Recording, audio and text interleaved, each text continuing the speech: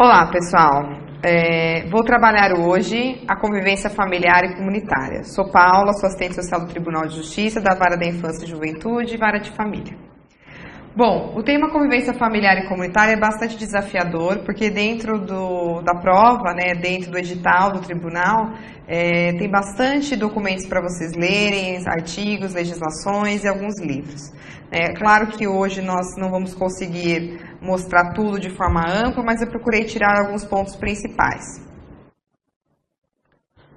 Bom, o conteúdo vai estar, então, obviamente, baseado na Constituição Federal de 1988, o Estatuto da Criança e do Adolescente, o Plano Nacional de Promoção de Convivência Familiar e Comunitária, e a aula de hoje também vai estar baseada nos livros Acolhendo Crianças e Adolescentes, de Rizzini e outras organizadoras, outras autoras, mas eu vou me referir apenas a uma autora, que é a Rizzini.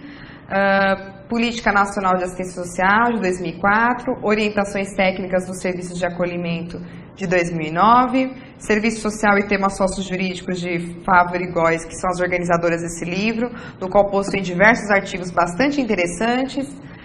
O artigo específico vai ser o da Abigail. Abrigo Comunidade de Acolhida e Socioeducação, 2006. Ele não está na bibliografia do concurso, mas eu acredito que seja um livro que possa trazer alguma contribuição na reflexão de conhecimento de vocês. Assim como a tese de doutorado da assistente social, doutora em serviço social, Rita de Cássia Silva Oliveira. Tá? Então, dando início à nossa temática, o primeiro slide é para a gente poder conceituar. Antes da gente falar de convivência familiar e comunitária, a gente precisava entender um pouco como é que era vista essa criança e esse adolescente algumas décadas atrás, principalmente antes da Constituição de 88. Então, muitos documentos e estudos, sempre trouxeram a criança, como um membro da família, porém sem ser visto como alguém que é detentor de direitos, que pode ter sua autonomia, que pode ter uma fala dentro dessa família.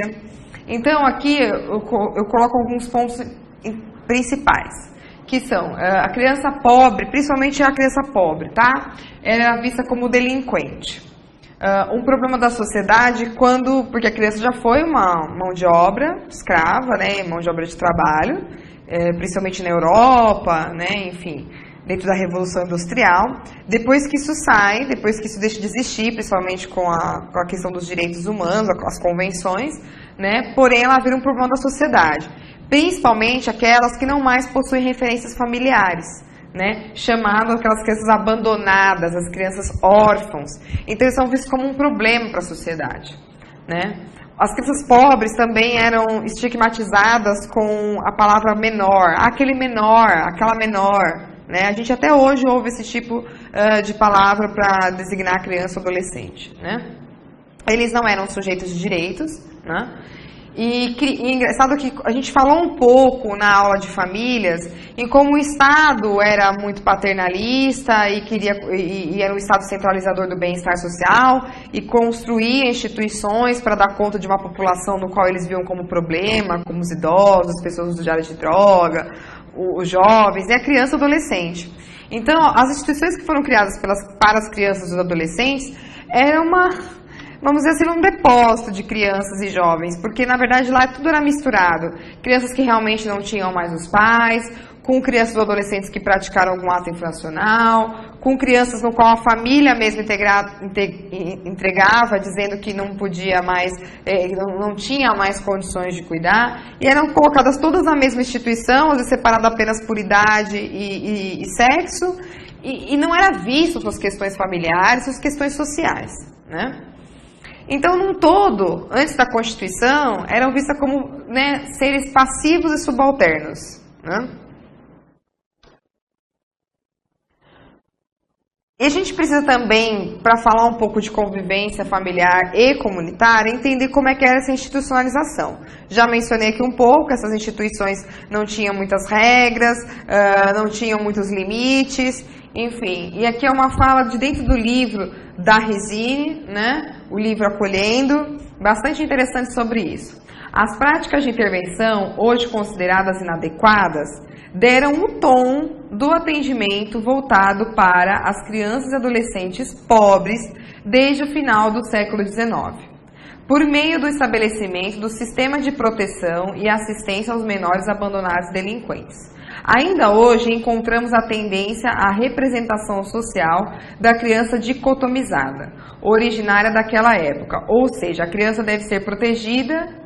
A criança que deve ser protegida é aquela da qual a sociedade deve se proteger. Então, no fundo, ela está querendo dizer assim, que hoje o processo de institucionalização, que é bem diferente, ela vai trazer esse conceito, é diferente do conceito de acolhimento institucional, né? Essa institucionalização no sentido negativo da palavra, ela diz que a gente ainda tem um pouco dessa prática dentro da sociedade, dessa visão, né? Devido a resquícios do século XIX, que eu acabei de dizer, como eram colocadas as crianças dentro das instituições, porque eram vistas como problema. Tem que se proteger essa criança, porque ela é um problema para a sociedade, né? Por isso a criança dicotomizada, né? Dentro do livro Abrigo, que eu mencionei que não está na bibliografia da prova, né, do concurso, eu procurei colocar alguns parágrafos, porque ele traz uma reflexão. Essa reflexão especialmente fala o caminho de um novo tempo.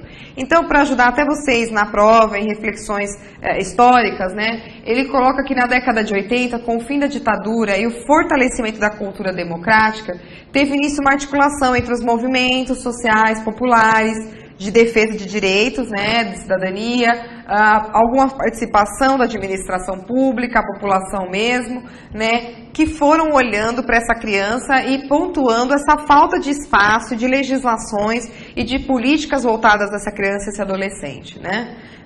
Então, como se via uma nova sociedade democrática, o Fórum, né, Permanente da Defesa da Criança e Adolescente, que foi criado, inclusive, para isso, começou a colocar que se garantisse, dentro da Constituição, da nova Constituição de 1988, uma legislação, artigos, né, que protegesse a criança e adolescente, pressionando, né, o governo em relação a isso.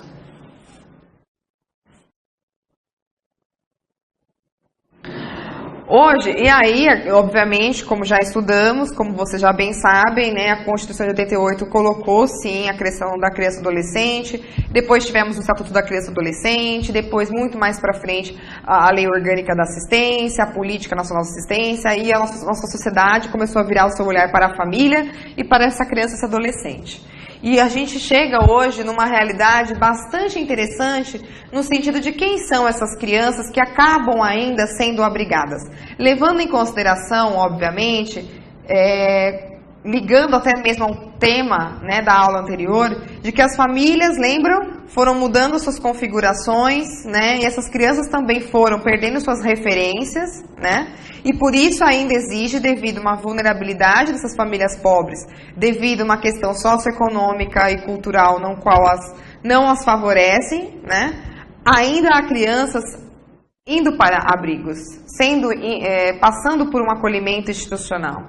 E aí o IPEA acabou fazendo uma parceria com o Conselho Nacional dos Direitos da Criança e do Adolescente, o CONANDA, com o apoio da Subsecretaria de Promoção dos Direitos da Criança e do Adolescente, na Secretaria Especial dos Direitos Humanos. Eles fizeram uma pesquisa no qual a gente tem hoje mais ou menos, claro que deve ter mudado já as porcentagens, mas a gente tem um pouquinho dessa realidade, né, que nos surpreende ainda bastante, né? A maioria absoluta das crianças e adolescentes abrigados, vamos dizer assim, 86,7% tem família. Mas como assim? Estão abrigados e possuem família? Pois é, essa é uma realidade bastante intrigante e que faz a gente pensar o porquê então que elas foram abrigadas. E o motivo mais citado para estarem abrigadas foi a pobreza, 24,2%. Nós todos sabemos que existe dentro do Estatuto da Criança e Adolescente, né, que um artigo específico do qual a pobreza não quer dizer que seja um fator para que a criança seja acolhida ou até mesmo que os pais tenham a perda do poder familiar. Só que essa realidade não condiz com o que está no Estatuto, né? Destacam-se ainda outros motivos: abandono, 18,9%, violência doméstica, 11,7%, dependência química dos pais e responsáveis, incluindo alcoolismo, 11,4%, vivência de rua, 7% e orfandade, 5,2%. Então, assim, o que antigamente, a questão dos órfãos, orfanatos, que o pessoal dizia, a gente pode perceber por essa estatística que a questão da orfandade, da perda realmente do pai ou da mãe, é uma das menores porcentagens que leva a criança ao acolhimento institucional, né? E que realmente se destaca a questão da pobreza, né? O que vai contra o Estatuto da Criança e do Adolescente, principalmente pela questão do acolhimento institucional, ser uma medida provisória e excepcional, né? Aqui é uma outra estatística, enfim, também das famílias abandonadas, uma estatística, uma pesquisa dos abrigos, do NCA da PUC, da ASP e da Fundação Orsa, né? Então, abandono, novamente, 18,9%, abandono e negligência, 22,3%, problemas relacionados à saúde, à situação financeira precária, a falta de trabalho e de moradia da população. Aqui essa pesquisa esmiuça um pouco mais, então 18,8%, é um número bastante alto. E pobreza que vem ganhando 24,2%. Então a gente pode perceber que esses índices de abandono, de problemas relacionados à saúde, situação financeira, falta de trabalho e moradia, pobreza, são que levam as crianças, né, ao abrigamento. O que vai totalmente contra a nossa legislação, porém é a situação real que a gente tem na sociedade e é principalmente a maioria da população que a gente atende nos processos da vara da infância, isso é uma realidade. E o que a gente pode dizer é que a gente tem que analisar dentro de um processo essa família, né? Analisar as situações e procurar articular ao máximo a rede familiar e a rede socioassistencial, porque isso não, né, esses motivos apontados não podem continuar sendo a porcentagem maior de motivos de abrigamento. Bom, a gente já falou dos avanços da legislação, né, que protegem, que dá essa sustentação para as crianças como sujeito de direitos, né? O artigo 227 da Constituição naquela época deixou bem claro também a obrigação da família, já se pensando que o Estado está dividindo a sua proteção junto com esse núcleo familiar, né? Porém, existe aquela pergunta, essa família consegue hoje dar essa proteção conforme está no artigo 227? É dever da família, da sociedade e do Estado assegurar à criança, ao adolescente e ao jovem, com absoluta prioridade, o direito à vida, à saúde, à alimentação, à educação, ao lazer, à profissionalização, à cultura, à dignidade, ao respeito, à liberdade, à convivência familiar e comunitária, além de colocá-los a salvo de toda forma de negligência, discriminação, exploração, violência, crueldade e opressão. Né? Houve uma emenda constitucional aí de 2010. Né? Então, assim, são muitos deveres, né, que essa família tem que ter, é claro, na proteção dos seus filhos. Né? Hoje, qualquer criança que a família deve ter uma guarda. Porém, essa família só pode assegurar isso se o Estado também assegura o que lhe é, né, de responsabilidade. Então, esse artigo fica cada vez mais difícil de ser visto dentro da realidade social brasileira. Temos também a outra legislação, que teve uma emenda agora em 2016, né, a Lei 13.257, 257, é direito da criança e do adolescente ser criado e educado no seio de sua família e, excepcionalmente, em família substituta, assegurada a convivência familiar e comunitária, em ambiente que garanta seu desenvolvimento integral. Teve uma pequena modificação nesse artigo, né, e que eu acredito que de forma para melhor foi modificado, porque engloba a questão da convivência familiar e comunitária e fala desse desenvolvimento integral que a criança deve ter. Né? Aqui temos os outros parágrafos, né?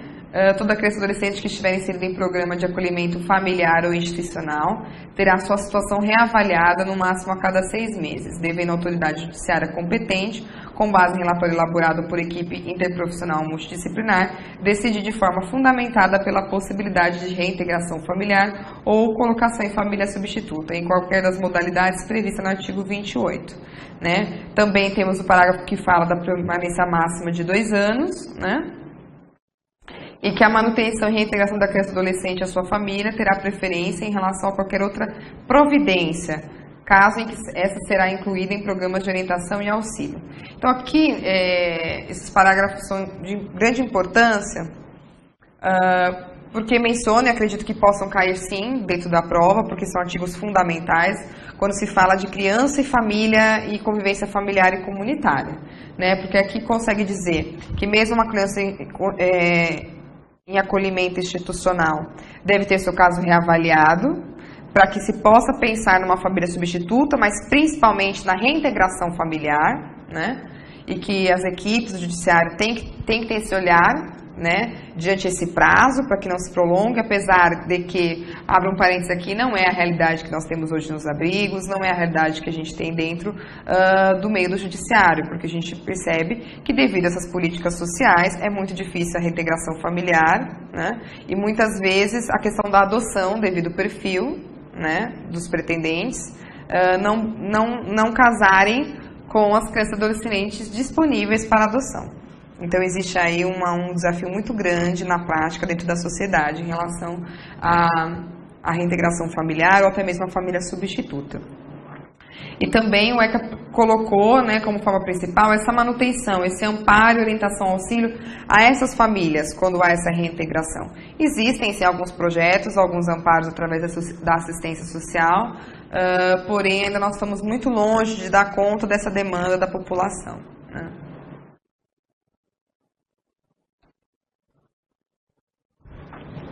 O novo slide fala sobre novas mudanças e contradições, né? Então, um pouquinho do que eu acabei de falar, essas novas legislações nem sempre dão conta dessa realidade que a gente tem hoje, né? Mas, enfim, a Constituição de 88, mudanças na sociedade em relação à importância da família ocorreram, novos olhares para serem discutidos, houve a importância da família, que se encontra como seio de proteção e promoção, assim como o Estado, houve as novas legislações, a criança como sujeito de direitos, e mesmo quando rompidos os vínculos, como podem ser garantidos os vínculos da convivência familiar e comunitária. Começou a ser visto, então a gente não pode mais, não há possibilidade dessa reintegração familiar. Como vamos continuar a garantir a convivência familiar e comunitária? Isso foi também a mudança dentro de política da assistência social, plano da assistência social, plano nacional de convivência familiar e comunitária. Então, assim, se não é possível a criança continuar com a sua família de origem, como dar a ela essa oportunidade de uma convivência familiar e comunitária, né? Então, nessa visão da sociedade, apesar dessas contradições de que você tem uma legislação, mas a sociedade não avança junto com ela, né? Foi onde aconteceu o Plano Nacional de Convivência Familiar e o Plano Político Nacional de Adoção, né? No qual, à mesma época, se priorizava uma nova visão e legislação sobre a adoção, mas sem entender o contexto do acolhimento institucional na sociedade. Então, teve uma época em que a lei da adoção, né, que chamavam de lei da adoção, 12.010, né, era muito debatida, né, como vai ser essa nova adoção, como vai ser a metodologia, como vai ter que ser trabalhada essa adoção, mas existia aí o plano e a sociedade rebatendo no sentido, a adoção tem que ser medida excepcional, vamos olhar para como podemos respaldar essas famílias, para que elas não percam os seus filhos, né? A gente tem que, antes da adoção, a gente tem que ver a problemática anterior ao ponto de que uma criança precisa de uma família substituta.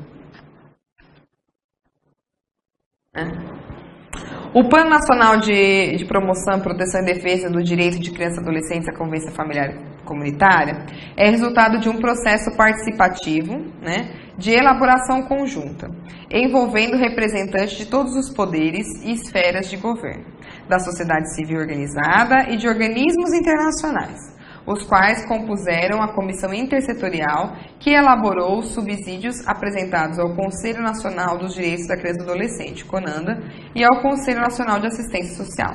Então, o que a gente pode ver é que a sociedade, o sistema de garantia de direitos, se mobilizou no sentido de fazer esse Plano Nacional de Promoção, né, de Convivência Familiar e Comunitária, porque foi visto que isso é fundamental para que outras consequências dentro do núcleo, dentro da rede familiar, não aconteçam, que essa criança possa ser protegida, né?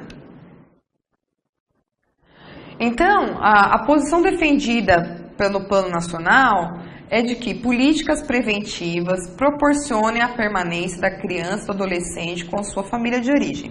Então é bem importante esse slide, o material dentro que vocês podem ler no Plano Nacional, nesse sentido, né? Qual foi a posição defendida por esse plano? Aonde ele quis chegar, né, nesses debates junto à sociedade? 2. O afastamento do ambiente familiar seja medida excepcional e provisória. 3. Realiza-se um investimento afetivo para a reintegração familiar desde o primeiro dia da separação da criança ou do adolescente de sua família.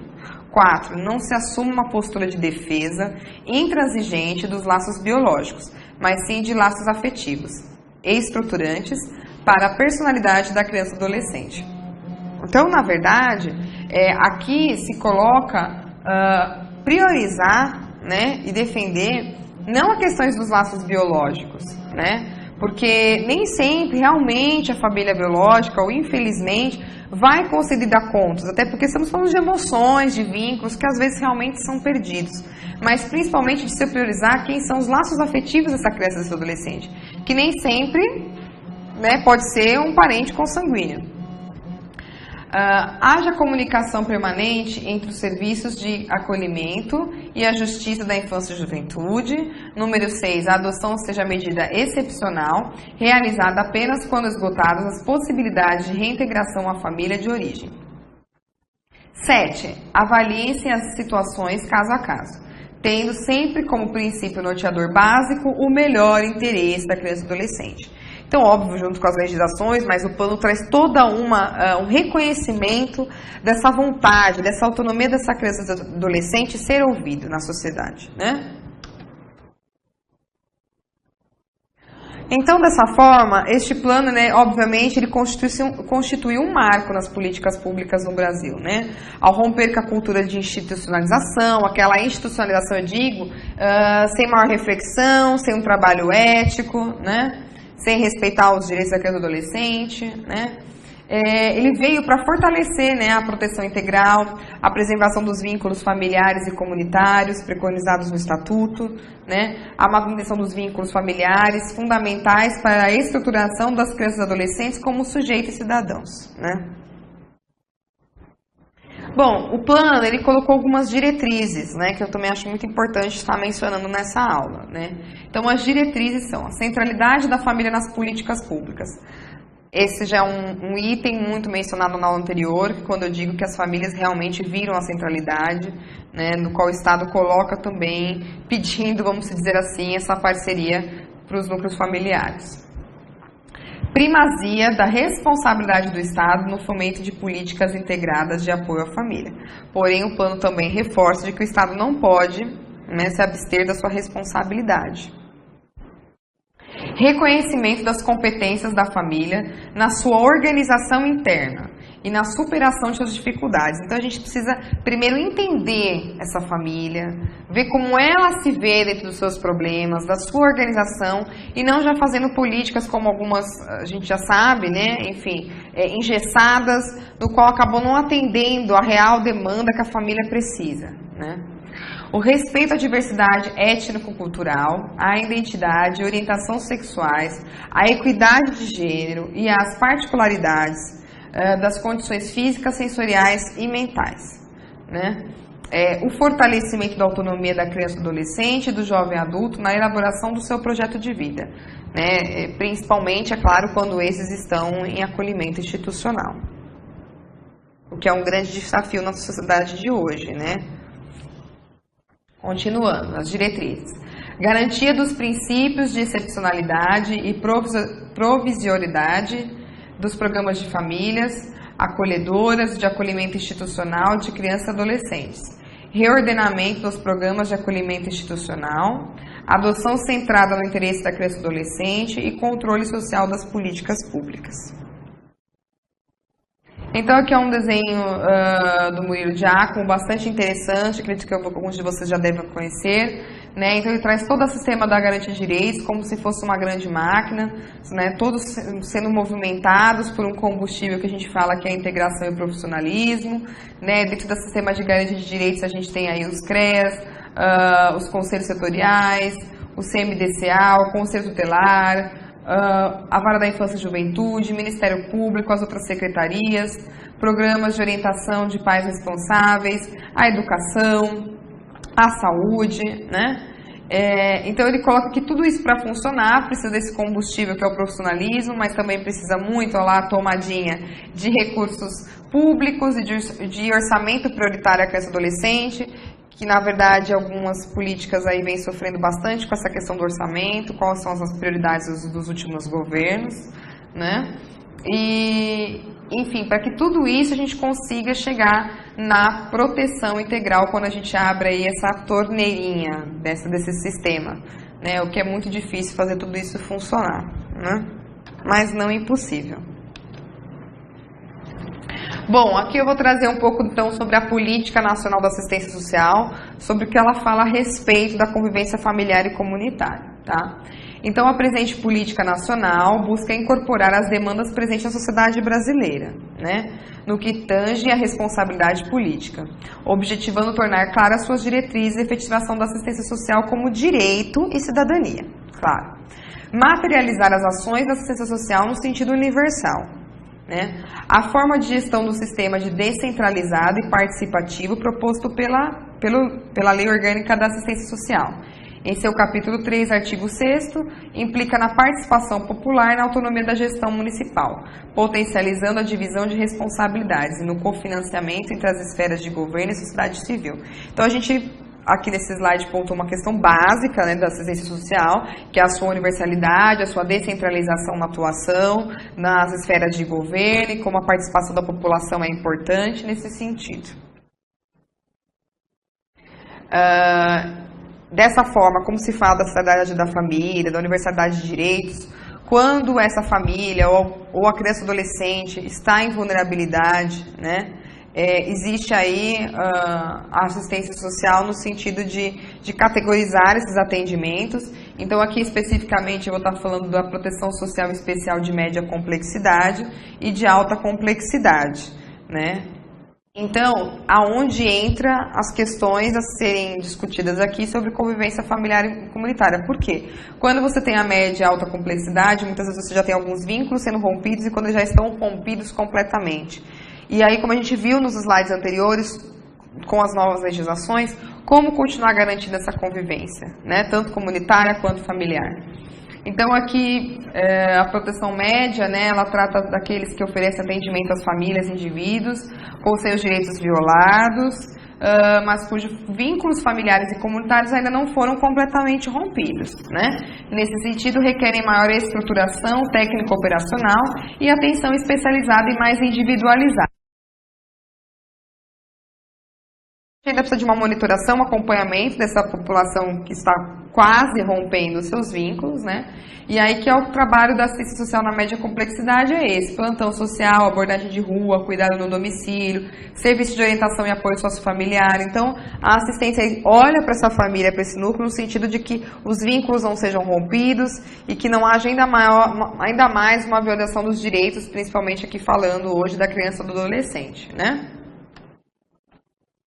Porém, a nossa demanda principal para falar dessa convivência, como ser mantida, qual o desafio de manter essa convivência familiar e comunitária, acontece dentro da alta complexidade. Por quê? Porque dentro da alta complexidade é quando são aqueles que você já perdeu, né? Teve uma situação de ameaça, você precisa atuar diretamente nessa família, né?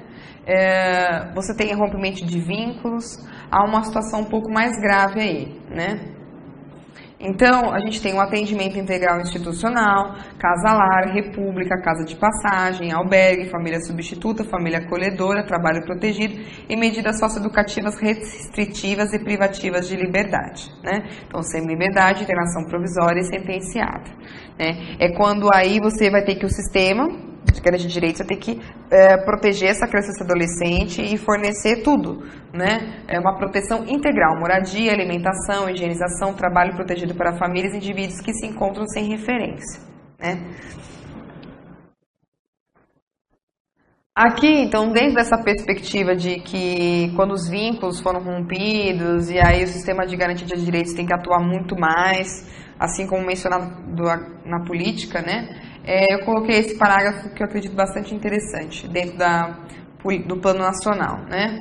Nos primeiros 5 anos, e sobretudo no primeiro ano de vida, as crianças são particularmente vulneráveis à separação de sua família e ambiente de origem. Porém, apesar do sofrimento vivido, se um substituto assume o cuidado e lhe proporciona a satisfação de suas necessidades biológicas e emocionais, a criança pode retornar ao seu curso de seu desenvolvimento. Por outro lado, com isso não ocorre o sofrimento da criança. Será intenso e, segundo os PITs, ela poderá adoecer até mesmo chegar à morte. Assim, quando a separação é inevitável, cuidados alternativos de qualidade condizentes com suas necessidades devem ser administrados até que o objetivo, enfim, seja alcançado. Então, é uma reflexão bastante importante dentro do plano, mencionando o quanto a institucionalização, os vínculos rompidos, eles afetam no crescimento da criança e do adolescente, quando você não consegue garantir a convivência familiar e comunitária. Por isso, deve-se haver esse olhar, mesmo dentro de serviços de alta complexidade, né? Então aqui o acolhimento familiar já dentro do plano é visto como, né? É essencial mostrar que a capacidade da família para desempenhar plenamente suas responsabilidades e funções é fortemente interligada a seu acesso aos direitos universais de saúde, educação e demais direitos sociais. Assim, uma família que conta com orientação e assistência para o acompanhamento do desenvolvimento de seus filhos, bem como o acesso a serviços de qualidade nas áreas de saúde, educação e de assistência.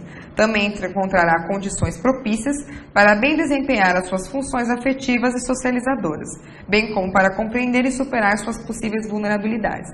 Então, quando o plano fala desse acolhimento familiar, não acolhimento institucional familiar, mas desse acolher essa família dentro da política social, né? Dentro das políticas públicas. Porque se essa família, esse acolhimento familiar existe dentro de uma rede toda interligada de saúde, habitação, moradia, ela consegue dar aos seus filhos, né, um desenvolvimento um pouco mais integral, como diz aqui, funções afetivas e socializadoras, né? Então, o plano traz o quanto esse acolhimento familiar é importante. Antes que se aconteça, né, os vínculos rompidos, antes que a assistência social de alta complexidade tenha que estar intervindo nesse sentido, né? Uma criança tem que ir para um abrigo, para uma casa-lar, enfim, né, para uma medida socioeducativa, né? O plano também fala o principal aspecto sobre a convivência comunitária, né?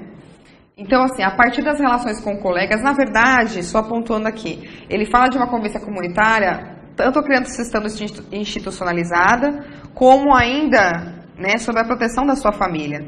Como a convivência comunitária, como um conceito, é importante para qualquer desenvolvimento infanto-juvenil, né?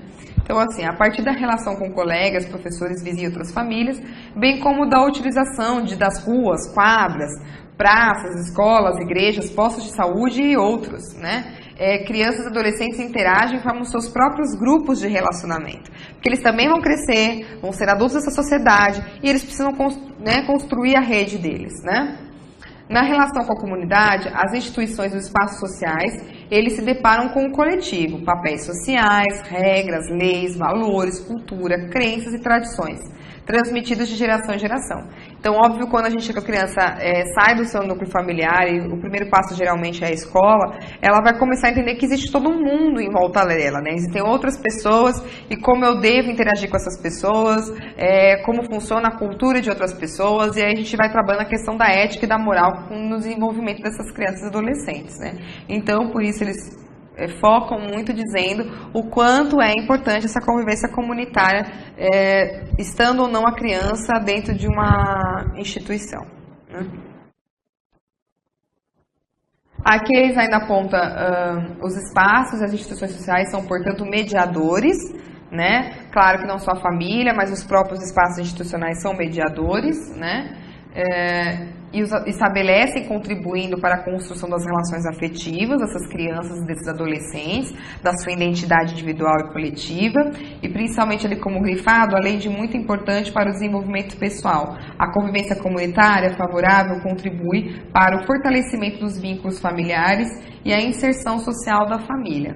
claro, a gente fala de vínculos aí que sejam benéficos à criança e adolescente, né?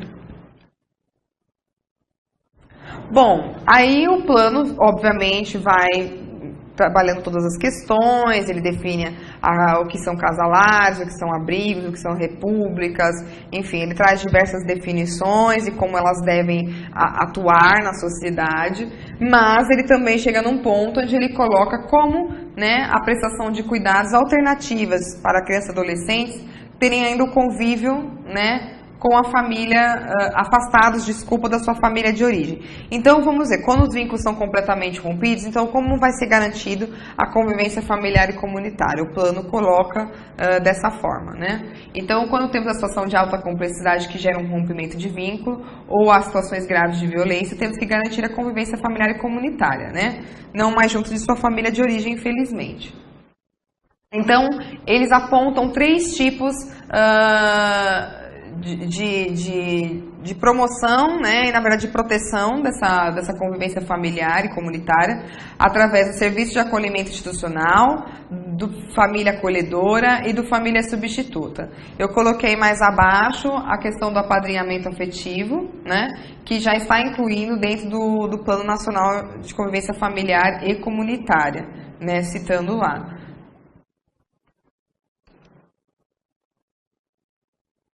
O acolhimento institucional, né, dentro do plano, ele é visto como as entidades, né, desenvolvem programas de abrigo, devem prestar plena assistência à criança ou adolescente, ofertando-lhes a acolhida, cuidado, espaço para socialização e desenvolvimento. Então, muito importante, o acolhimento institucional tem que procurar promover a socialização e o desenvolvimento, né?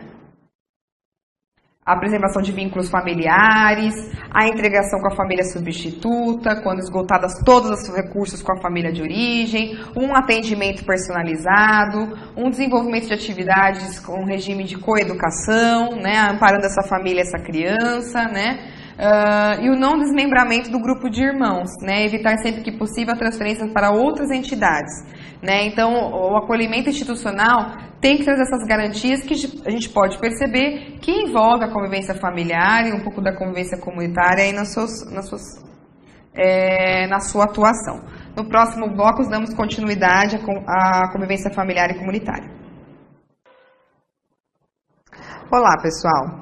Dando continuidade à disciplina de convivência familiar e comunitária, vamos abordar as formas de manter essa convivência, né, mesmo quando houve o rompimento de vínculo das crianças e adolescentes com sua família de origem. Quais foram as alternativas, né, que foram colocadas pela Assistência Social, pelo Plano Nacional de Convivência Familiar e Comunitária, né?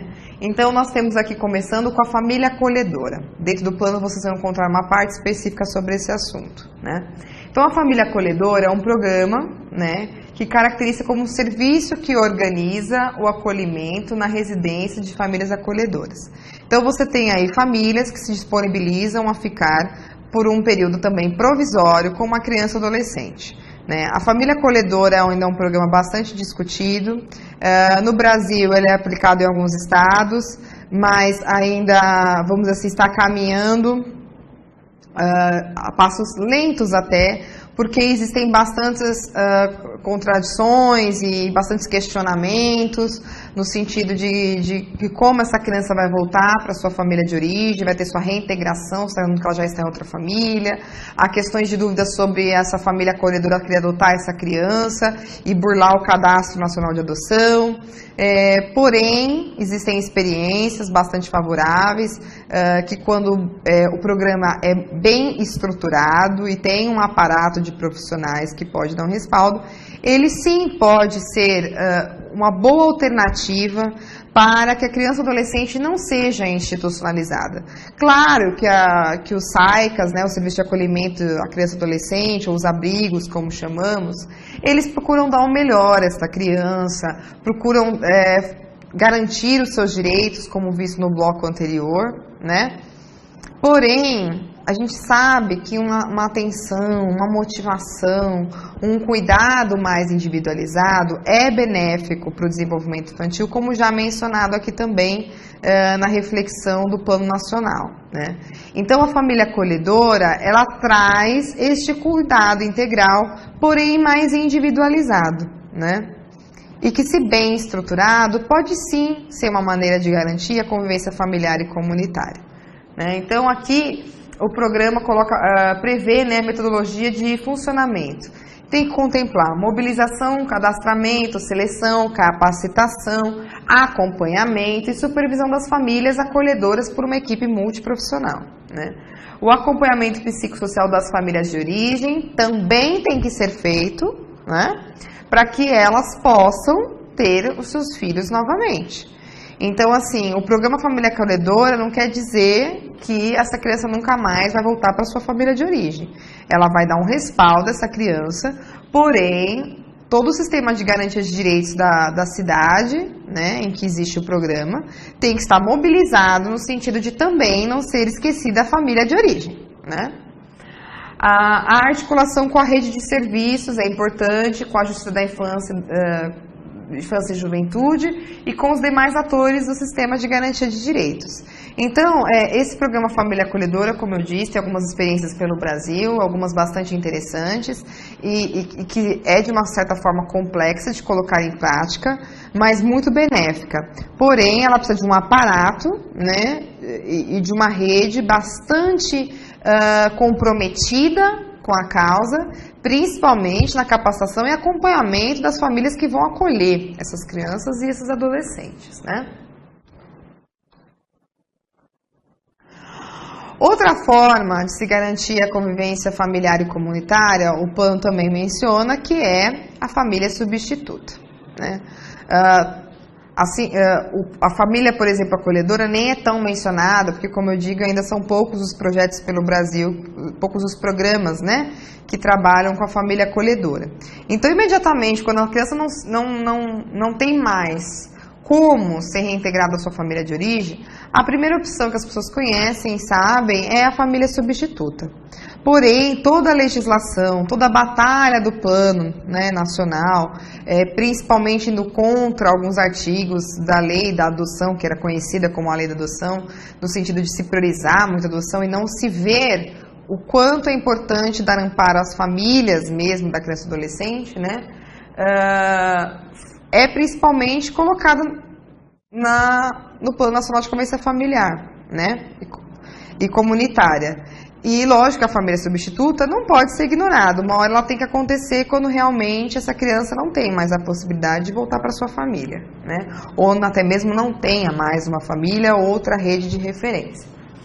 Então, lógico, reforçando aqui o ECA, né? De acordo com o ECA, a adoção é medida excepcional, irrevogável e atribui a condição de filho ao adotado, com os mesmos direitos, deveres, inclusive os sucessórios, desligando-o de qualquer vínculo com pais e parentes, salvo os impedimentos matrimoniais, né?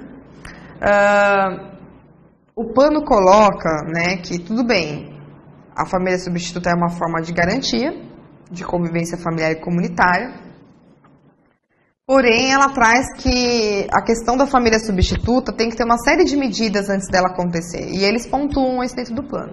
Então, políticas preventivas devem ser asseguradas, então, o planejamento familiar, a questão do trabalho, da profissionalização, da urbanização, enfim, todos, da saúde, né, dos postos estarem atendendo, acolhendo os postos de saúde, as mulheres, né, vítimas de violência, que às vezes têm uma gravidez, enfim.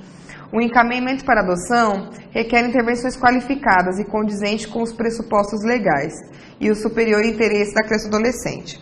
Claro, porque a gente precisa entender que é uma família, né, para uma criança, né?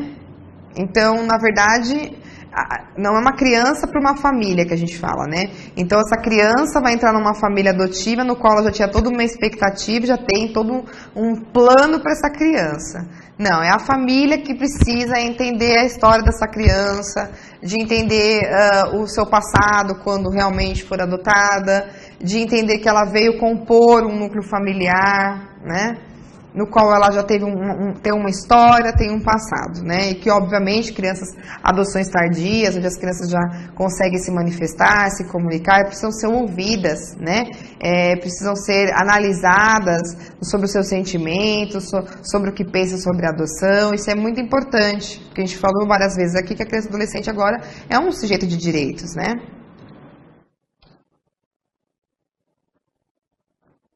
Outra forma, né, que vamos dizer assim, está sendo muito comentada, está começando a surgir muito dentro das varas da infância e de juventude do estado de São Paulo, pelo menos estou me referindo aqui ao estado de São Paulo, é o apadrinhamento afetivo, né? Ainda também é um tipo de programa que incita bastante discussões, né? Muitas pessoas são contra, outras a favores. Mas ela também, como uma família acolhedora, visa a garantia da convivência familiar e comunitária, né? E o apadrinhamento afetivo, quando bem elaborado, quando o órgão que vai aplicar, né, o serviço de acolhimento, em parceria com a Vara da Infância e Juventude, olham para o seu território e analisam que existe uma demanda de crianças e adolescentes, obviamente já em idades mais avançadas, que não conseguem adoção ou que não podem mais voltar para suas famílias de origem, existe em grande número ali naquele seu território, elas precisam de uma referência. O abrigo é uma boa referência, os profissionais são uma boa referência, né? Os educadores são boas referências, porém, ela precisa desse acolhimento individual, ela precisa desse olhar mais específico para ela, porque a gente sabe que tudo acaba sendo muito coletivo, né? E como é que fica esse adolescente após seus 18 anos ter saído do abrigo? Quem vai ampará-lo? Quem pode lhe dar, né, algumas diretrizes, alguns aconselhamentos? Quem pode ser um apoio no momento difícil? Então, isso tudo a gente está falando de vida em sociedade, né? E de se verificar crianças que são abrigadas muito novinhas, que não teve uma convivência familiar, dependendo do padrinho ou da madrinha no qual convive, consegue, com essas pessoas, ter uma noção de como funciona um núcleo familiar, né? Então, o programa de apadrinhamento afetivo é também para que envolva a sociedade nas suas responsabilidades, né? Para contribuir com o desenvolvimento de crianças e adolescentes e acolhimento institucional, seja por meio do estabelecimento de vínculos afetivos significativos, então apadrinhamento afetivo, ou até mesmo de apadrinhamento por contribuição financeira, que também existe, claro. Aqui a gente está falando mais do afetivo. Os programas de apadrinhamento afetivo têm como objetivo desenvolver estratégias e ações que possibilitem e estimulem a construção e manutenção de vínculos afetivos individualizados e duradouros. Claro, por isso que o programa, a qualificação dos padrinhos, a verificação do vínculo do padrinho com essa criança adolescente tem que ser feito com muita cautela, com muito cuidado, para que tanto a criança adolescente esteja preparado para receber esse padrinho, porque elas têm que ser preparadas dentro do serviço de acolhimento, para entender de que elas não vão ser adotadas, porque o intuito e o objetivo do apadrinhamento afetivo não é a adoção, não que isso não possa acontecer, mas não é o principal objetivo, e o padrinho também seja qualificado, entrevistado, enfim, haja seleções, enfim, cada projeto pode funcionar de uma forma, mas que eles tenham ciências de que eles não vão poder já começar um apadrinhamento pensando numa adoção, né, como se fosse um filho. Ele precisa entender qual é o papel dele perante aquela criança, perante a sociedade. Então, realmente, sim, assim como Família Acolhedoras, são dois programas que tem que se ter uma atenção, que tem que se ter um cuidado, mas que são desafios que a gente da sociedade e dos órgãos do sistema de garantia de direitos precisa começar a pensar, né? Porque existe um grande número de crianças e adolescentes que não têm condições de ser adotados, né? E que não vão voltar para suas famílias de origem. E como elas ficam nesse ambiente, né? Por mais que o serviço de acolhimento procure garantir até mesmo o lado fraterno, afetivo, né? Como fica essas crianças? Então é algo para a gente pensar e é uma demanda que a gente vê muito dentro das varas de infância e juventude, tanto que os fóruns começaram a pensar os seus programas, a estudar, a articular a rede, né, principalmente a assistência social que supervisiona os serviços, para a gente poder entender como fazer esse trabalho funcionar, né, de uma forma que seja benéfica. Desafios, acredito que haja sempre, assim como família acolhedora, mas a gente tem que sempre ter a premissa de garantir essa proteção para a criança ou para o adolescente, né. Aqui agora a gente entra na parte que eu vou apontar sobre o livro, né, Acolhendo Crianças e Adolescentes, organizado pela Risine, tá? Então, o que fala sobre o livro, né? Então, ele apresenta levantamentos e projetos, metodologias, tá? Entrevistas com os profissionais, sobre acolhimento familiar, acolhimento institucional e acolhendo famílias na ótica sobre o direito à família como fundamental e os desafios das políticas públicas. Então, as organizadoras fizeram uma pesquisa de diversos projetos pelo Brasil que trabalham na convivência familiar, no acolhimento institucional e como acolher as famílias antes que ocorra esse acolhimento institucional. Bastante interessante o livro, ela fala sobre metodologia, sobre os profissionais que estão envolvidos com esses projetos, o que eles pensam, os desafios, o que pode ser melhorado. É um livro bastante interessante. A parte 2, especificamente do livro, é mais sobre as reflexões sobre as formas de acolhimento, né? Então, no capítulo 2, não a parte 2, tá? O capítulo 2 fala sobre a superação da institucionalização e o crescimento do contexto familiar e comunitário como um direito. Então, ela também está falando um pouco das políticas, desse direito da criança e adolescente, né, dentro do seu... colocando a família aí como modo central e como isso é um direito dessa criança estar nesse ambiente familiar, né? Reforça novamente as políticas essenciais para dar respaldo à rede familiar, né? Assim como todos os outros autores que a gente vem mencionando nessas aulas. Então, assim, coloquei um trecho do livro, Mudanças de Concepções, Políticas e Ações sobre a Família. A tendência atual na esfera das políticas sociais e econômicas, nacionais e internacionais, é a de ressaltar a centralidade do papel da família no cuidado, formação e educação das crianças. No Brasil, por exemplo, a Política Nacional de Assistência Social está pautada na matricialidade sociofamiliar. Já falamos sobre isso na aula anterior, numa disciplina anterior. Ou seja, a rede socioassistencial deve estar voltada para atender às necessidades da família, seus membros e indivíduos, segundo o pressuposto de que para a família prevenir, proteger, promover e incluir seus membros é necessário, em primeiro lugar, garantir condições de sustentabilidade para tal. Esse é um trecho que está dentro do Conselho Nacional, né, de Assistência Social. Então, aqui ela reforça, de novo, que se trata de um direito para a gente começar a pensar em acolhimento institucional e familiar. Ela não deixa de reforçar o quanto essa proteção é importante, primeiro de tudo, acolher essas famílias nos seus direitos, né, dentro da sociedade. Ela cita, né, um trecho da Potiara Pereira, né? A família ocupa um papel de destaque na política social contemporânea, como um importante agente privado de proteção social. Foi o que a gente falou também nessa disciplina, que na verdade a parceria entre Estado e família vem cada vez se distanciando mais, à medida que o Estado quer agora, nos tempos atuais, sair completamente de suas responsabilidades públicas e passar tudo à família, né? Que ela traz aqui como se fosse um agente privado que pudesse resolver tudo, né? E não é só a família que tem que dar essa proteção social. Segundo a autora, essa tendência está ligada à retração do Estado e ao declínio do compromisso estatal, dando lugar a um pluralismo de bem-estar, no qual outras instâncias, além do Estado, passam a ser provedoras de bem-estar, como o mercado, as organizações voluntárias e caritativas e a rede familiar. Pereira esclarece que o pluralismo de bem-estar contemporâneo, ela coloca, é também uma estratégia de esvaziamento da política social como direito de cidadania, já que com o desvanecimento das fronteiras entre as esferas públicas e privadas.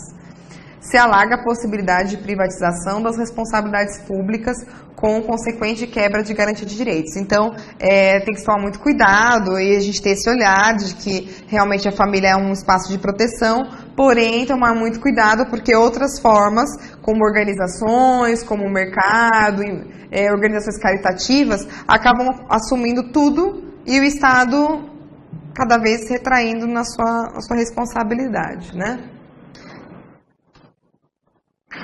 No capítulo 3, ela fala sobre as iniciativas, tá, que se encaixam na média complexidade. Então, ela já traz na sua pesquisa uma iniciativa, algumas iniciativas, na verdade, que fala da média complexidade. O que é a média complexidade?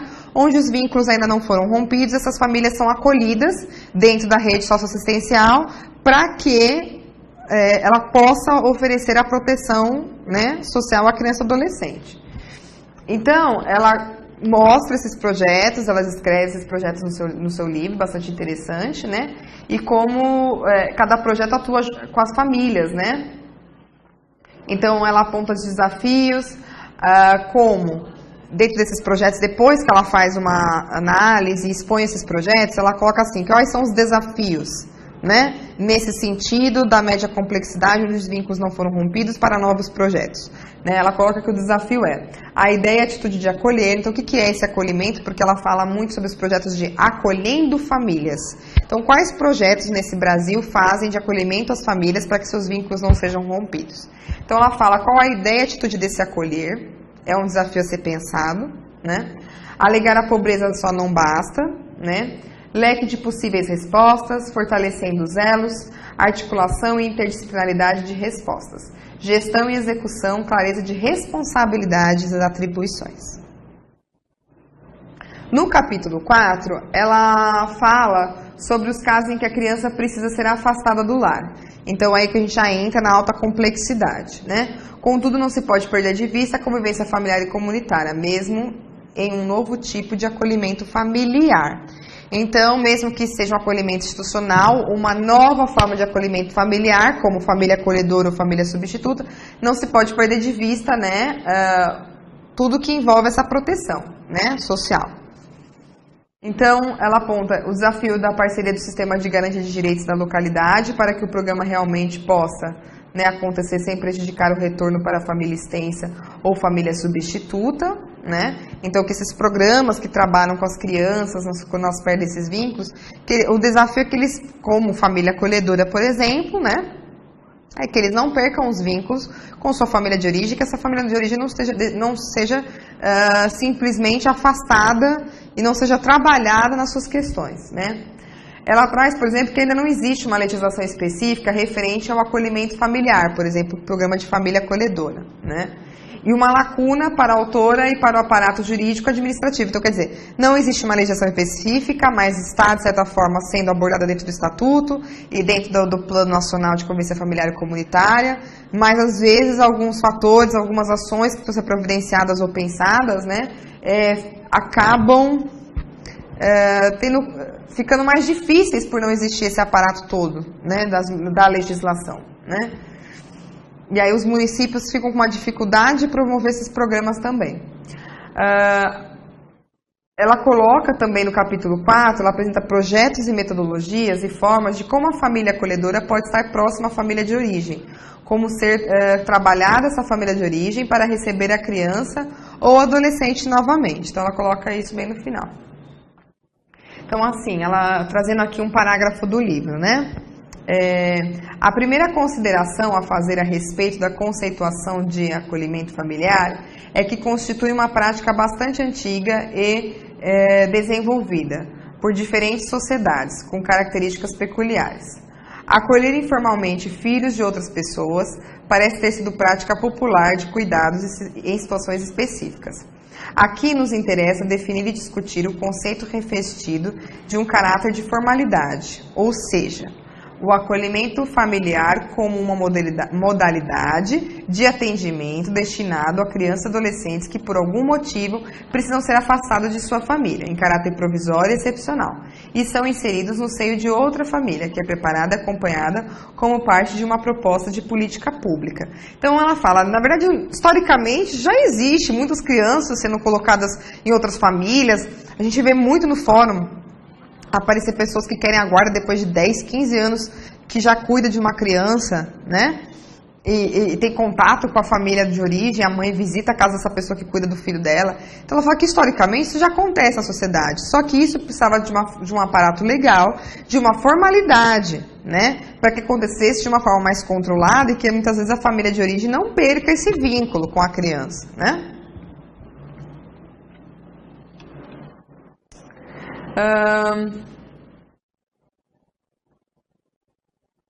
Aqui ela traz um pouquinho, né, sobre o público que abrange, né, que são características similares, permeiam um grupo beneficiado por esses projetos.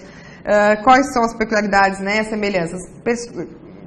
Carência econômica, residência em áreas periféricas da cidade, onde os serviços públicos são geralmente escassos e deficientes, saúde debilitada, problemas familiares entre eles, negligências e outras formas interligadas de violência intrafamiliar. O público-alvo abrange crianças e adolescentes que têm os seus direitos ameaçados ou violados e necessitem de proteção, sempre com determinação judicial e em caráter de provisoriedade. Em geral, atende-se crianças e adolescentes entre 0 a 14 anos, havendo grande dificuldade em conseguir famílias acolhedoras dispostas a cuidar de uma faixa etária superior a essa. Então a gente percebe também que a sociedade, assim como a adoção, tem uma dificuldade de olhar para o adolescente, né, maior de 14 anos, enfim, por diversos fatores, de não conseguir compreender a fase da adolescência, por medo de muitas outras, de uma violência dentro do próprio lar, enfim. São estigmas, né, que a sociedade tem. O adolescente, por sua vez, com frequência resistem ao acolhimento familiar, pois há outras prioridades em suas vidas, como, por exemplo, a necessidade de buscar trabalho e de garantir seu sustento. Então, assim, até os próprios adolescentes, que ficam muito tempo institucionalizados, eles acabam, além de se apegar ao abrigo, de, muitas vezes, ficar um pouco descrentes sobre essa convivência familiar, o que é muito triste. E ele fala, não preciso mais de uma família, já estou aqui mesmo, daqui a pouco eu vou sair, eu quero focar nas minhas coisas, na minha profissão, na minha saída daqui. O que é uma pena, porque a gente sabe que um jovem adulto, né, vamos dizer assim, de 18 anos de idade, não tem muita maturidade para conseguir trabalho e se sustentar sozinho, né? No capítulo 5, a autora fala-se, né, sobre o acolhimento institucional. Então, ela sai desse acolhimento familiar e vai para o acolhimento institucional, né, o encaminhamento a abrigos. O livro fala de outras formas de convivência, mas a autora, ela até fala que esse livro é para falar desse direito à família. Só que ela não pode deixar de ver que situações ocorrem que as crianças têm que ser realmente abrigadas, né? E como garantir, e como é esse acolhimento institucional, né? Então, ela também até traz dentro do livro dela, no sentido que ela fala que acolhimento institucional para diferenciar de institucionalização, né? No sentido de rompimento de vínculo. Então, institucionalização dentro do livro dela fala desse rompimento de vínculos e o acolhimento institucional como uma medida protetiva, né? Aí ela traz a questão da institucionalização de crianças e adolescentes que são atendidos pelo sistema de abrigamento no Brasil, vem sendo foco de preocupação e debate nos últimos anos. As práticas de internação, hoje consideradas inadequadas, deram um tom de atendimento voltado a crianças e adolescentes no século XX, o que eu já mencionei anteriormente nessa mesma disciplina, né? Que o que era estabelecido no século XIX, né? Vai se tendo algumas modificações, mas resquícios, né, dessas crianças de menores abandonados e delinquentes, né, ainda persistem na sociedade esses termos estigmatizados. Tanto que ela menciona, ainda hoje encontramos a tendência à representação social da criança dicotomizada. Aqui ela está falando sobre acolhimento institucional com foco na convivência familiar. Então, você está com uma criança dentro de um abrigo, mas você não pode perder de foco, de objetivo, essa convivência familiar, né? Então, o atendimento institucional nos moldes aqui delineados, ou seja, como uma postura de acolhimento à criança, deve cumprir a função de ser um suporte de caráter excepcional e provisório, com o firme propósito de reinserção familiar, né? Então ela coloca para nunca se perder a reinserção familiar de vista. Ele constitui uma medida de proteção para que os casos em que há violação dos direitos da criança e adolescente e se avalia a necessidade de afastamento da família. No Brasil, a avaliação da necessidade de suspensão de guarda ainda é calcada em interpretações do que está preconizado pelo Estatuto, dando margem a equívocos, né? Por vezes irreparáveis na relação de vínculos das crianças e adolescentes com suas famílias. Além disso, esse atendimento, mesmo quando necessário, muitas vezes extrapola sua função inicial e mantém o acolhimento por tempo demasiadamente longo. Isso é exatamente o que precisa ser evitado. Então, aqui nesse parágrafo bastante extenso, mas ela primeiro já traz também a questão de que existe dentro do Estatuto os motivos para uma criança ser abrigada, mas que muitas vezes a interpretação da lei não é bem feita, né? E se suspende a guarda por outras questões, como a gente já viu no outro bloco, sobre a questão da pobreza, da dificuldade social, isso não deveriam ser motivos para o abrigamento infantil. E ela também pontua que esses abrigamentos, às vezes por uma questão de que a sociedade não consegue promover, né, essas famílias pobres a uma condição um pouco melhor, que acontece, a criança vai ficando abrigada. E ela vai ficando abrigada por muito mais de 2 anos, que é o que também prevê a legislação, né? E aí a gente tem esses problemas, quanto tempo a criança tem que ficar institucionalizada, quanto tempo antes de ser colocada em família substituta, quanto tempo a gente deve investir na família de origem, e essa criança continuando abrigada e não colocá-la em família substituta. Olha, são respostas que a gente não tem, eu acredito que cada profissional dentro da vara da infância e juventude vai acompanhando o seu caso, vai conversando com essas crianças, com os técnicos dos abrigos, vai observando essa família de origem, qual é o movimento dela, mas a gente nunca tem ao certo uma receita de como isso pode funcionar, o que é bastante desafiador dentro do judiciário, né, dentro da atuação do assistente social.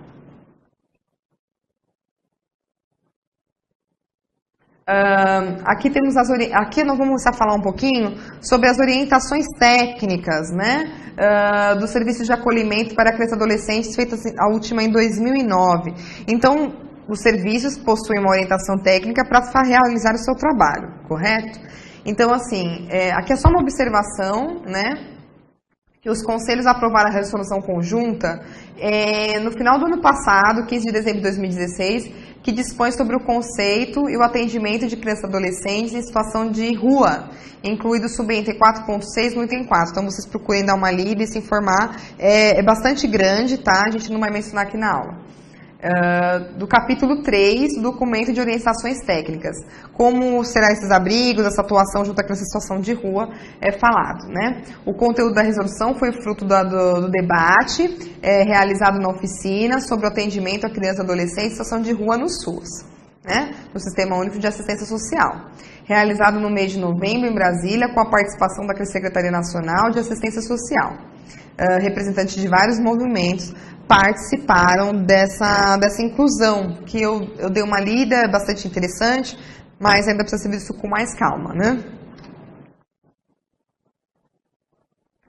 As orientações técnicas do serviço de acolhimento, a gente vai dar continuidade, relembrando, né? Dentro das orientações técnicas, né, existe o plano de atendimento individual e familiar. Esse plano é um grande desafio, né? Eu acho que é um grande desafio porque os setores técnicos precisam ter uma atuação muito eficiente, né, e efetiva dentro do serviço de acolhimento, quanto na comunidade, para entender essa família, para entender o motivo pelo qual a criança foi abrigada e como esse serviço de acolhimento vai poder colaborar tanto com a criança e quanto com a família. É visto muito hoje ainda uma dificuldade dos serviços de acolhimento realizarem esse plano de atendimento individual, de forma que, como está preconizado, teria que se falar com toda uma rede de serviços, às vezes realmente também não é possível isso, de acordo com a demanda, com o tempo e disponibilidade dos outros serviços, né, que englobam a rede e o sistema de garantia de direitos, mas minimamente esses objetivos que se deve alcançar com a criança que foi acolhida, qual é o objetivo? A sua reintegração na família de origem, claro, né? Ou quando realmente descartada a hipótese desse retorno, um novo plano tem que ser feito no sentido de qual vai ser então o programa que ela vai ser inserida para ter uma convivência familiar e comunitária, ou um apadrinhamento afetivo, uma família substituta, né? Então, o plano individual de atendimento, eu acredito que tenha sido um dos grandes desafios do serviço de acolhimento, né? E que são importantíssimos, né? Para que não se perca de vista o foco, o objetivo, por que aquela criança está ali, ela precisa sair daquele serviço, né? E é claro que a gente não pode deixar de ver e de entender que está cada vez mais difícil, como a gente já mencionei aqui, essa criança, essa adolescente, sair no prazo de 2 anos, né? Então, por quê? Porque existem diversas dificuldades nas sociedades econômicas e políticas, né? Que vão amparar essa família, acolher essa família, para que ela possa voltar ao seu seio de proteção. Porque não é só ela que precisa, o Estado também precisa dar essa condição de proteção. E aí a gente fica nessas contradições, nessa briga entre Estado e família como núcleo privado, e o plano de atendimento individual fica cada vez mais difícil. Ou quando mesmo pensado, muitas vezes ele não consegue ser concluído daquela forma. Tudo bem, claro, a criança vai crescendo, o adolescente, tudo se modifica. Porém, é um grande desafio e a gente vai ver na próxima aula, no próximo bloco, na verdade, um pouquinho melhor sobre isso.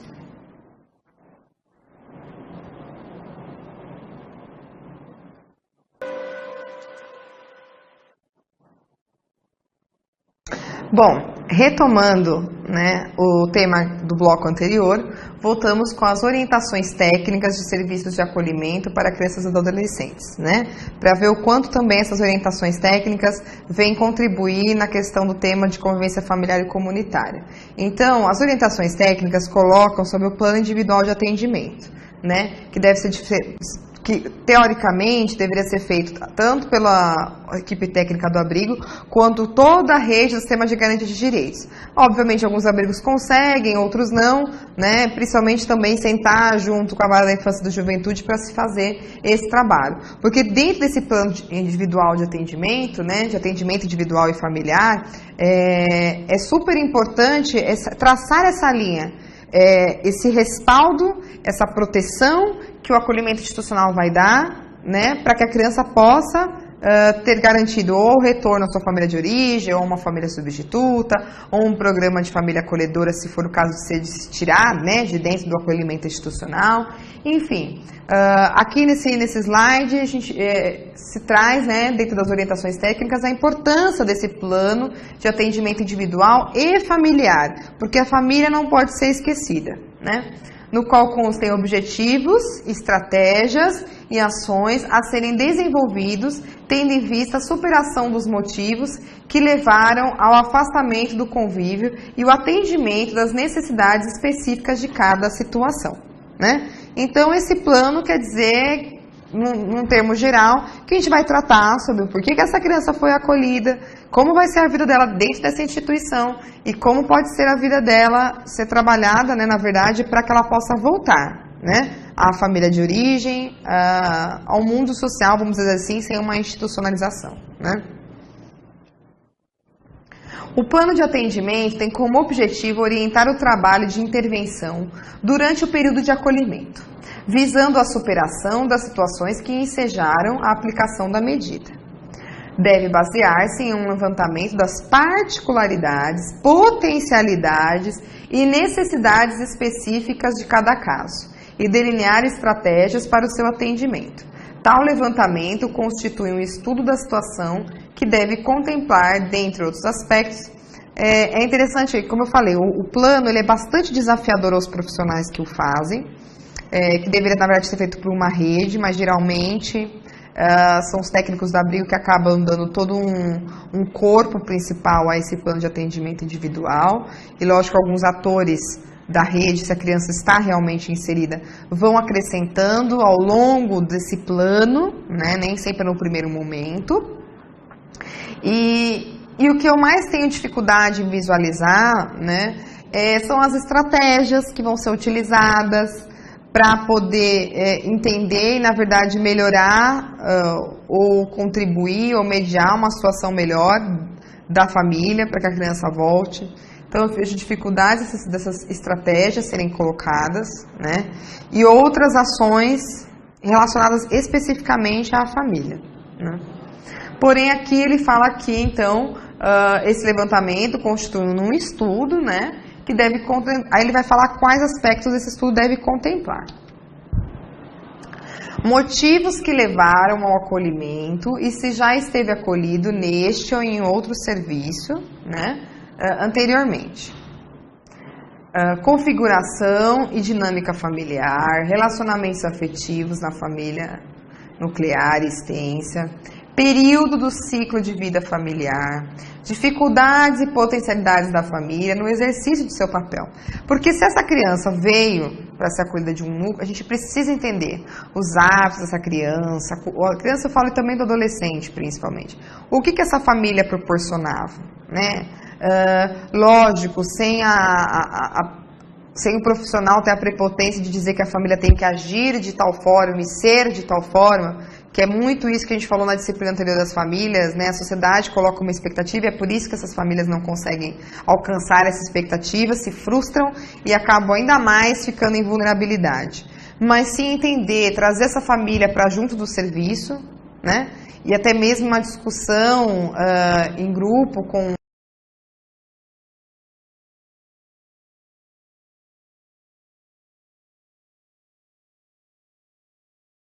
a própria criança ou adolescente acolhido, isso se elas não estiverem privadas de uma visita, de um contato, é claro, mas no que elas podem, no que elas desejam, né, superar, resolver, ou continuar, né, da mesma forma, o porquê, né, o que isso lhe traz de bom ou de ruim, né.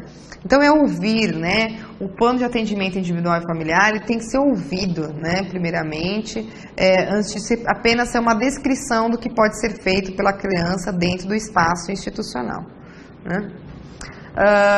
Outro aspecto a ser olhado seria as condições socioeconômicas, acesso a recursos, informações e serviços das diversas políticas públicas para essas famílias, né? Demandas específicas agora da criança e adolescente e de sua família que requeram encaminhamentos imediatos para a rede. Pessoas com sofrimento psíquico, abuso, dependência de álcool e outras drogas. Bem como potencialidades que possam ser estimuladas e desenvolvidas. Acho bastante interessante isso que a orientação técnica traz e que às vezes, na maioria das vezes, se olha muitos problemas das famílias ou da criança, se faz o encaminhamento, mesmo às vezes nem perguntando ou explicando o porquê desse encaminhamento, ou perguntando se a pessoa está disposta a esse encaminhamento, porque se ela não tiver, não tem o porquê de fazê-lo, e sim trabalhar, de repente, uma sensibilização para que depois ela vá a esse encaminhamento, a esse serviço no qual a gente gostaria de estar encaminhando. Mas, principalmente, a gente olhar qual a potencialidade, o que essa família tem de potencial, aonde ela pode chegar, e, na verdade, às vezes apresentar isso para ela mesma, né? Às vezes ela não reconhece esse potencial na vida dela, né? A rede de relacionamentos sociais e vínculos institucionais da criança e adolescente e da família, composta por pessoas significativas na comunidade, colegas, grupos de pertencimento, atividades coletivas que frequentam na comunidade, escolas, instituições religiosas. Então, observar também essa rede, de, né, que essa criança, esse adolescente, é muito difícil eles não estarem em uma rede. Pode ser uma rede pequena, mas eles sempre estão envolvidos dentro de uma rede. Então, é importante olhar essa rede, quem são as pessoas que eles confiavam, quem são as pessoas que eles gostam, quem são as pessoas que eles gostariam de receber uma visita. Enfim, isso também é garantir essa aproximação da comunidade e da família, né? Violência e outras formas de violação de direitos na família, seu significado e possível transgeracionalidade, né? E o significado do afastamento do convívio do serviço de acolhimento para a criança, o adolescente e a família.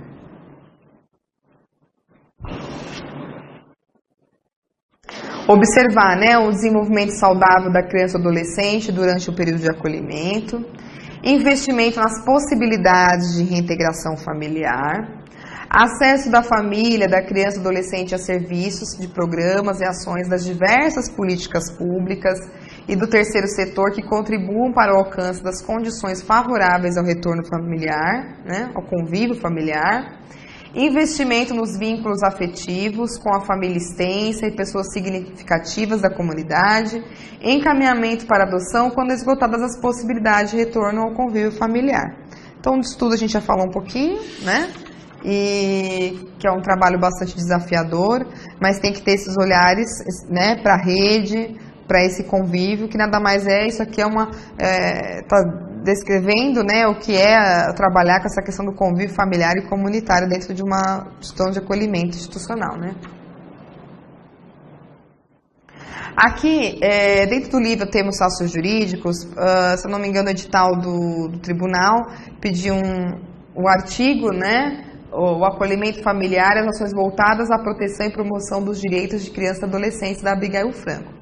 Então, assim, o artigo dela, num geral, que eu posso estar dizendo aqui, é que ele vai trazer um histórico das conquistas, dos direitos, das políticas, né?